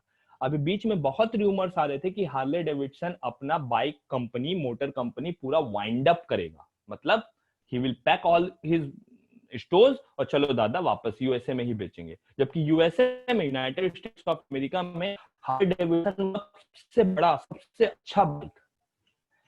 अंतर क्या है, यहाँ पे जब कोई चीज लेके आते हो ना, तुमको पता होना चाहिए एप्पल का फोन का रियल प्राइस पता है 48,000 49,000 रुपए, लेकिन बेयर मिनिमम मॉडल उसका हमको 70,000 में मिलता है। इतना सारा कस्टम ड्यूटी, टैक्सेस, ये वो लगता है, इस कारण महंगा मिलता है। एप्पल ने अभी बैंगलोर या चेन्नई के पास अपना कंपनी डाला है, जहां पे वो अब प्रोडक्शन स्टार्ट कर रहा है। कह रहे हैं कि जो एप्पल 12 है उसका कीमत 49,999 रुपए रहेगा मात्र, क्योंकि कस्टम ड्यूटी नहीं पे करना पड़ेगा, यही मैन्युफैक्चर होगा, मेड इन इंडिया प्रोडक्ट रहेगा, टेक्नोलॉजी वही है। लेकिन इतना कस्टम ड्यूटी के कारण आप लोगों का फोन इतना महंगा हो जाता है। मेरे पास OnePlus 7T है, मैं इसको 38,000 में लिया था। जब मैं बिल पे इसका अमाउंट देखा ना तो इसका प्राइस कितना पता है तुमको, 31,000 रुपीज। 7 to 8,000 रुपीज मेरा खाली टैक्स लगा है, ये आप लोग को भी लगता है, कोई भी चीज आप बाहर, क्योंकि यहाँ का तो कुछ है ही नहीं, तो फॉरेन कंपनीज कितना कमा रही है, इस चक्कर में फॉरेन डायरेक्ट इन्वेस्टमेंट्स होते हैं और उसके थ्रू वो बहुत ज्यादा पैसे बनाती है। तो आपका क्वेश्चन का आंसर क्लियर है मैडम? Yes sir. हाँ, अब एक सर, क्या मैडम का किसी का क्वेश्चन है, पल्लवी जी का, कि सर कस्टमर ड्यू डिलिजेंस क्या है?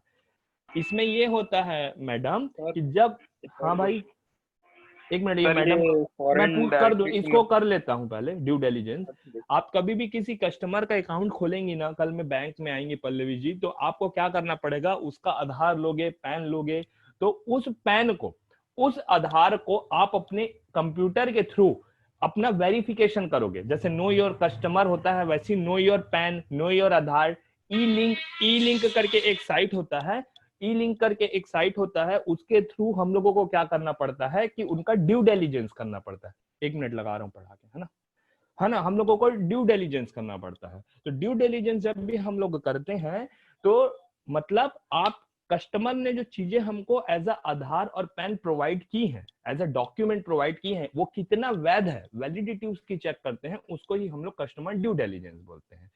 कस्टमर जो होम लोकेशन बता रहा है, उसके साइट पे जाके देख के आना कि हाँ दादा घर रियल में है कि नहीं, ये सब ड्यू डिलिजेंस का पार्ट है। तो पल्लवी जी आपको ठीक है, ये आंसर समझ आया कि नहीं आया?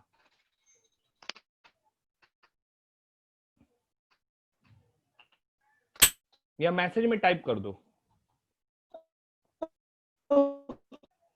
ठीक है, मैसेज में टाइप कर दो। हाँ, और किसी का कोई question? Otherwise I will start with the new chapter. Sir bank में कितना बैलेंस होने पर चेक बुक इशू होता है? कोई नहीं, आप बैंक अकाउंट खुलाओ, चेक बुक के आप हकदार हो, कोई बैलेंस मेंटेन करने की जरूरत नहीं है चेक बुक के लिए। जी सर। हेलो, हाँ सर, एफडीआई में, फॉरेन डायरेक्ट इन्वेस्टमेंट में सर देश को तो नुकसान होता है ना फिर? काहे नुकसान होगा भाई, कोई कंपनी यहाँ कमाएगी तो कस्टम ड्यूटी किसको पे किया जाएगा? तो कस्टम ड्यूटी किसको मिल रहा है? नहीं सर, तो इंडियन मार्केट क्रैश करता है ना सर, जो इंडियन कंपनीज है फोन की, उसकी वैल्यू एकदम घट जाती है। क्वालिटी प्रोडक्ट बनाएंगे नहीं तो वो घटेगा ही। तो तुम लोग इनडायरेक्ट कमाते हैं ना, गवर्नमेंट को तो कितना फायदा है फॉरेन डायरेक्ट इन्वेस्टमेंट से। तुमको पता है डोमिनोज यहाँ पे बिजनेस कर रहा है, कितने परसेंट में बिजनेस कर रहा है? 70% में बिजनेस कर रहा है। 30% पैसा खाली बैठ के गवर्नमेंट ले रही है उससे। क्यों ले रही है? तुम हमारे भारत से कमा रहे हो, हमारे देश से कमा रहे हो, टैक्स दो, पैसा दो, हमको दो। ये सब कंपनी का क्या फोकट में करने देगी क्या यार? अपने यहाँ 30 से 40% मार्जिन रहता है दादा, तो जाके यहाँ पे कोई बिजनेस सेटअप होता है। ठीक है, लाइसेंस लेना पड़ता है, लाइसेंस लाखों रुपया में मिलता है, तो उसका पैसा सब लगता है ना। चलो, तो और कोई क्वेश्चन आंसर तो नहीं है किसी का? सर डोमिनोज में अभी तो जैसे लॉकडाउन चल रहा है, पूरा नुकसान में चल रहा है, तभी वो गवर्नमेंट को टैक्स दे रहा होगा। कहाँ नुकसान में चल रहा है? भारी खा रहे हैं लोग पिज्जा, घर में बैठे बैठे क्या कर रहे हैं, जोमेटो से ऑर्डर कर रहे हैं सब। तो तुमको पता है अभी कि लॉकडाउन के टाइम में अभी 1-1.5 महीना को छोड़ दिया जाए तो उसके बाद से उनका ग्रोथ रेशियो लगातार अब फिर से इंक्रीज होने लगा है। अभी आईपीएल चालू होने वाला है इंडिया में, जितनी फूड कंपनीज की शेयर है सबके दाम एकदम तेजी से बढ़ेंगे। क्यों बढ़ेंगे? क्योंकि जब भी आईपीएल वगैरह जैसी चीजें चालू होती हैं तो उसमें होता क्या है कि लोग घर में बैठ के बहुत से पिज्जा, कोल्ड ड्रिंक और जंक फूड्स ऑर्डर करते हैं कि देखते देखते खाएंगे करके। मैं उस दिन सीएनबीसी आवाज में सुन रहा था ये चीज कि अभी जितनी फूड कंपनीज के शेयर है आने वाले दिनों में 1-2 महीनों में बहुत तेजी से उछाल आएगा। ऐसी शू कंपनी और कपड़ों की कंपनियों के शेयर्स में, क्योंकि अब सीजनल आ रहा है, भले इस साल लोग शॉपिंग कम करेंगे लेकिन शॉपिंग तो करेंगे ना, फेस्टिवल आ रहा है तो मार्केट तो ओपन हो गया है पूरा, तो लॉस कुछ नहीं होता। हाँ, टैक्स देना पड़ता है, मुनाफा कम कमाएंगे, नहीं कमाएंगे तो लॉस है, लेकिन ये है कि इतना लॉस नहीं होता कि बियर ना कर पाए हम लोग। ठीक है,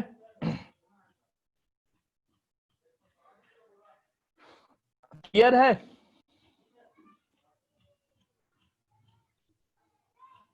चलो, तो हम लोग आज का जो पहला चैप्टर है वो हम लोग स्टार्ट करते हैं। इस चैप्टर को करने के बाद हम लोग 10 मिनट का ब्रेक लेंगे और उसके बाद फिर नेक्स्ट चैप्टर करके एंड करेंगे आज का सेशन।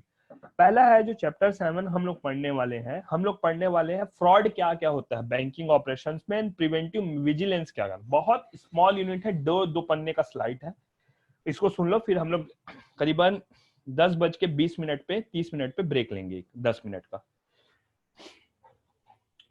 जो बैंकिंग ऑपरेशंस होते हैं, बैंकिंग प्रिविलेज होते हैं, प्रिवेंटिव विजिलेंस हम लोगों को देखना होता है किस किस टाइप का फ्रॉड हो सकता है बीइंग अ बैंक कस्टमर। तो पहले आप लोग सबसे पहले समझो कि डेफिनेशन क्या है। Fraud has a few definition. It can be loosely defined as, अगर देखा जाए तो, any behaviour by which one person intended to get dishonest advantage over another.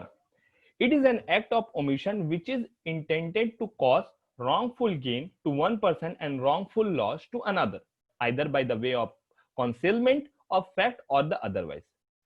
2-3 तरीके से होता है फ्रॉड। हो सकता है बैंक का ही कोई आदमी, जैसे बहुत बार नोटबंदी के टाइम में पकड़ा है, बैंक का ही आदमी मिल गया और 4 लोगों के थ्रू पैसे को एक्सचेंज करा रहा है। This is a case of fraud.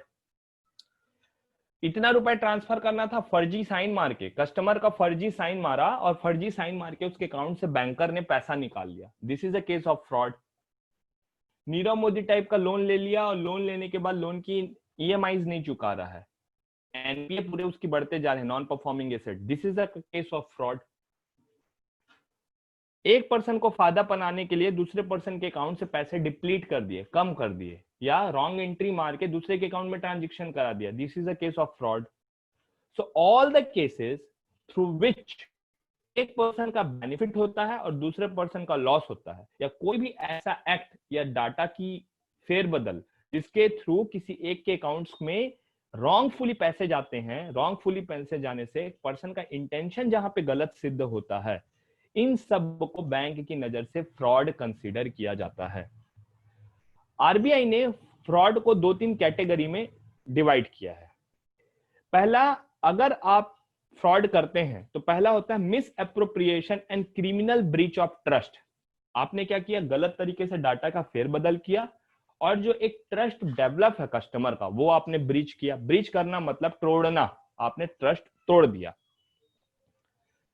आपने इंस्ट्रूमेंट्स में फोर्जरी की, यानी कि कोई कस्टमर बोल दिया कि सर आपका ना 5 साल का एफडी कर रहा हूं, और अपने मुनाफे के लिए आपने 5 साल का लाइफ इंश्योरेंस कर दिया। कस्टमर को लग रहा है कि मेरे को एक बार पैसा दे दिया, 5 साल बाद मेरा पैसा मिलेगा, लेकिन आप उस साल अपना अच्छा निकालने के लिए उसका 5 साल का इंश्योरेंस कर दिए। अगर कस्टमर 1 साल का पैसा दिया और 4 साल का पैसा नहीं दे पाया तो कस्टमर का पैसा डूब जाएगा। लेकिन कस्टमर 5 साल बाद आएगा तो आपने ये सोचा आप कौन मैं कौन, 5 साल बाद कौन, कहा आपने कर दिया। ये एक फ्रॉड एक्टिविटी है। Unauthorised credit facility extended for reward. आप लोगों को मैं बता रहा हूं, हमारे यहाँ एक केस हुआ था, 5 मिनट लगेगा बताने में। केसीसी का लोन हुआ था। केसीसी का लोन हुआ था।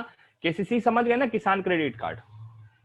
गांव के एक किसान थे, उनके नाम से बैंक के एक पर्सन, मेरे बैंक का नहीं एक दूसरे बैंक का कहानी है ये, उसने क्या किया, एक आदमी के नाम से किसान क्रेडिट कार्ड के तहत लोन उठवा दिया। उसके दस्तावेज के बेसिस पे उसका Aadhaar, PAN, basic documents, forge documents बनवाया सीए को पैसा देके, उसके बेसिस पे लोन उठवा दिया उसके जमीन पे। केसीसी में ऐसी होता है ना, जमीन को गिरवी रख के उसके एवज में आदमी को लोन मिल जाता है। लोन उठवा दिया, लोन उठाया तो 15 लाख रुपए करीबन मिला। अब उस पर्सन को पता भी नहीं है कि उसके नाम से लोन उठ चुका है। ठीक है, दस्तावेज उसके पड़े थे बैंक अकाउंट्स में, यूज किया, 1-2 बार आता था, उसके नाम से लोन उठा, 15 लाख रुपए उठवाए, अकाउंट नंबर चेंज किया, अकाउंट नंबर तो उसका था ही, उस अकाउंट में मोबाइल नंबर चेंज किया ताकि कोई भी ओटीपी मैसेज उसको मत जाए। उसमें अपने किसी फ्रेंड का नंबर डाला, जो भी डॉक्यूमेंट्स के लिए फोन पे बात करनी रहती थी वो फ्रेंड एक जन तीसरा आदमी को इन्वॉल्व किया, वो बात करता था। कुछ दिन बाद, 25 दिन बाद उस अकाउंट में 15 लाख रुपए आ गए। 15 लाख रुपए में 3 जन लोग, बैंक के कर्मचारी लोग लिए, उसको ऐश किए, बाहर के एक कस्टमर मिला था, मिलके सब ऐश करके उड़ा दिए। अब 2 महीना 3 महीना हुआ, साल भर बाद से वो गांव के जो किसान थे जिसके नाम से लोग ऐसा हरकत किए थे, उनके घर में नोटिस जाने लगा, अपना ईएमआई चुकाओ, अपना ईएमआई चुकाओ, अपना ईएमआई चुकाओ। अब उसको एड्रेस को भी चेंज कर रहे थे तो नोटिस हमेशा गलत एड्रेस पे जाए, बाउंस होने लगे। अब धीरे से पता करवाए उस इंसान का, पता कराते कराते 4-6 लोग पहुंच गए गांव में पकड़ने, उसको पकड़ के मारपीट करके कलेक्शन वाले ले आए। बोला मैं तो लोने नहीं ले हाँ वहाँ तुमन कैसे बात करत हमारे लिए बेच नहीं करे हाँ, ये सब बोला। अब एकदम सरेंडर हो गया, बोला ये तो तोर डॉक्यूमेंट है, तय साइन करे हस, कैसे आप लोन नहीं लिए हैं बोल रहे हैं। बोला मैं ले बेच नहीं करे, मैं नहीं जाना था कौन लिए है, मैं एला बोले रहे ए हम डॉक्यूमेंट रखे रहे, इस करके सीधा एक जन बैंक के लड़के का नाम बोला। बैंक का लड़का बोला कि मैं इनको नहीं जानता, साफ नट दिया। तो ब्रांच मैनेजर बोला कि ऐसे कैसे बोल रहे हो भाई, तुम्हारा कस्टमर है। शक पैदा हुआ ब्रांच मैनेजर को, तो बोला सर मैं ऐसे ही मिला हूँ, मैं क्यों इनका लोन उन जानूंगा, मेरे को नहीं पता, ऐसे बोल के निकल गया। मामला आई गई, रफा दफा हो गई। बोले दादा आपने लोन लिया है, ईएमआई तो पटाना पड़ेगा। पुलिस के पास चला गया वो पर्सन, जब मैं लोन नहीं लिए हाँ तो मोला मन काहे प्रेशर बनाते करके। अब वो बैंक से पुलिस के पास गया, अब पुलिस आ गई बैंक में। पुलिस आई तो पूरा कच्चा चिट्ठा निकलवाई, देखी तो साइन में मिसमैच था। बोल मैं ऐसे साइन करबे नहीं कराऊं, मोर साइन नहीं है। अब साइन से मामला उजागर हुआ, धीरे धीरे परत दर परत खुला। पता चला कि ये लोग उसका फोर्जरी डॉक्यूमेंट लगा के उसके नाम से लोन निकलवाया और पूल अय्यासी करे। साल बाद पकड़ाए, 3 के 3 लोग जेल गए, तीनों का नौकरी चला गया, टर्मिनेट हो गए। सो मटेरियल अल्टरेशन करके किसी को लोन दिलाना अपने बेनिफिट के लिए भी एक प्रकार का कानूनी जुर्म है। नेग्लिजेंस एंड कैश शॉर्टेज, जो कैशियर वाला एग्जांपल है, कैश शॉर्ट होगा तो कौन भरेगा, कैशियर भरेगा, वो वही है कैश शॉर्टेज हो जाना। ये भी एक प्रकार का फ्रॉड नहीं है, ये एक प्रकार का कैजुअल अप्रोच है जिसकी वजह से आपको नुकसान उठाना पड़ सकता है। चीटिंग एंड फोर्जरी बताया अभी, नकली साइन मारना, ये सब। Irregularities in foreign exchange transactions, आपको कम रेट बटा के ज्यादा रेट में सामान बेच देना क्योंकि उतना नॉलेज नहीं है, तो फॉरेन एक्सचेंज के साथ खिलवाड़ करना, मतलब रेट्स के साथ खिलवाड़ करके आपको फॉरेन एक्सचेंज का कंट्री मार्कअप चल रहा है, मान लो 50 पैसा का चल रहा है भारत देश में, मतलब वो कंपनी वाइड, और आप उसको 75 पैसा में बेच रहे हो, 25 पैसा का मुनाफा कमा रहे हो, मान लो कस्टमर पकड़ लिया तो आपको लंबा चौड़ा पेनल्टी ठुकवा देगा बैंक को। तो ये सारी चीजें फ्रॉड के अंदर आती हैं, जिसको फ्रॉडेंट एक्टिविटी कहते हैं। Any other type of fraud not coming under the specific heads are above. Case of negligence and cash shortage and irregularities in foreign exchange transaction referred to in item D and F, जो यहाँ पीछे में आपको दिखाया गया है D and F, are treated as a fraud if the intention is cheat, default or suspected proved. मान लो आप अनजाने में किसी से कैश शॉर्ट हो जाता है, कैश शॉर्ट होता है ना, लाखों करोड़ों रुपया आता है दिन का, लाखों करोड़ों रुपया देना रहता है, उस टाइप का अगर कैश शॉर्ट हो रहा है तो चलो वो अनइंटेंशनली हो रहा है, वो जानबूझकर कोई नहीं कर रहा है। लेकिन जानबूझकर सपोज कोई पर्सन इंटेंशनली कैश को शॉर्ट कर दे रहा है, पैसा की कमी करवा दे रहा है और रात में घर जाते टाइम अपने जेब में डाल के ले जा रहा है। कैमरे तो सब जगह रहते हैं लेकिन लोगों के पास टेक्निक की भी कमी नहीं है, ऐसा अगर कुछ कर रहा है तो ये इंटेंशनली है। अगर कोई चीज इंटेंशनली हो रही है so that will be also consider as a fraud. उसके लिए बहुत सारी विजिलेंस यूनिट बनी है, BCSBI, banking codes and standard bureau of India, जो अभी आगे देखेंगे, RBI खुद, बैंक के अपने रूल्स रेगुलेशन नॉर्म्स, ये सब चीज बने हुए हैं जिसके तहत होते हुए आपको गुजरना पड़ता है। फिर पैनल बैठती है, कमिटी बैठती है, जैसे वो जो बैठा ना, मुंबई से कमिटी आई थी जब वो KCC वाला केस हुआ था, तो 7 दिन, जैसे अभी CBI यहाँ आके सुशांत सिंह के केस में बैठी हुई है ना, वैसे ही हमारे बैंक में आके बैठे थे, हमारे मतलब उस एक्सिस बैंक के ब्रांच में आके बैठे थे, और उन लोग पूरा एक एक चीज को करे, उस आदमी को एज अ विक्टिम से उसको एज अ लंबा खासा एक तो पेनल्टी लगा अलग, जेल गया अलग, नौकरी गया अलग, इमेज की ऐसी तैसी हुई वो अलग, और अब वो जेल ही में है, 6 या 7 साल का केस हुआ है उसके ऊपर। तो भूल से भी चंद पैसों के लालच के लिए फ्रॉडेंट एक्टिविटी में इन्वॉल्व मत होना, क्योंकि अगर लगता है कि हम शाणे हैं निकल जाएंगे, नहीं निकल पाओगे, आज नहीं तो कल पकड़ा जाओगे और फिर बहुत गंदा पेनल्टी, बेइज्जती, ये सब से गुजरना पड़ता है। बैंक एक ऐसा जगह है जहां आप दुनिया के सबसे टफ चीज से खिलवाड़ करते हो, लोगों के पैसे से। बैंक में सिर्फ लॉयल्टी काम आती है। हमारे सामने रोज करोड़ों रुपया पड़ा रहता है, करोड़ों रुपया को लेके जाना किसी की भी नीयत डोल सकती है, लेकिन वो नियत ना डोलने का ही तुमको सैलरी मिलता है। एक दिन डोला और दूसरे दिन तुम फिनिश। तो फ्रॉडेंट एक्टिविटी में किसी भी तरीके से इन्वॉल्व नहीं होना है, चाहे कुछ हो जाए। अनफेयर, अनइंटेंशनली अपना पैसा बनाना, पैसा गेन करने वाला जो बिहेवियर है बहुत रॉन्ग इंटरप्शन है। मेहनत करो, उसी से ज्यादा। शेयर मार्केट का नॉलेज ले लो ना, इतना तगड़ा नॉलेज ले लो, दिन का 1000 रुपए कमाओ, 2000, 5-5 हजार, 10-10 हजार रुपए कमाओ, डुबाओ भी, लेकिन इंटेंशनली किसी के साथ फ्रॉड मत करो। You have knowledge, you can make a lot of money in the financial field. मतलब अपर लिमिट कुछ है नहीं इसमें, आप इतने पैसे बना सकते हो, बट अनइंटेंशनली कर दिए, चलो अनजाने में हो गया, कोई बात नहीं। लेकिन अगर इंटेंशनली किसी का नुकसान कर रहे हो, so that is a superbly wrong thing, आपको पक्का जेल होगा। और उसके लिए विजिलेंस यूनिट्स बैठी हुई हैं, आरबीआई है, बैंक का खुद का विजिलेंस यूनिट है, बीसीएसबीआई है, हर चीज का तो एक्ट है। मामला एंटी मनी लॉन्ड्रिंग, किसी के कस्टमर के साथ मिलके उसका मनी लॉन्डर कर रहे हो, एक अकाउंट से दूसरे अकाउंट, दूसरे अकाउंट से तीसरे अकाउंट पलटाने का केस कर रहे हो, क्या नहीं पकड़ाओगे? जरूर पकड़ाओगे। कब तक नहीं पकड़ाओगे? सो ये सारी चीजों को ध्यान रखना। कभी किसी का फोर्ज साइन नहीं मारना बैंक अकाउंट्स में, चलता है ना, कौन सा पकड़ाएगा? मैं तो डिट्टो मारता हूँ, सेम बन रहा है, कोई दिक्कत नहीं। हमने पिताजी का भी साइन मारने से पहले 100 बार सोचना, बोलेंगे तो भी, क्योंकि भाई ये सब चीज अब कहाँ रूप ले ले कोई नहीं जानता। तो प्लीज बी अवेयर विद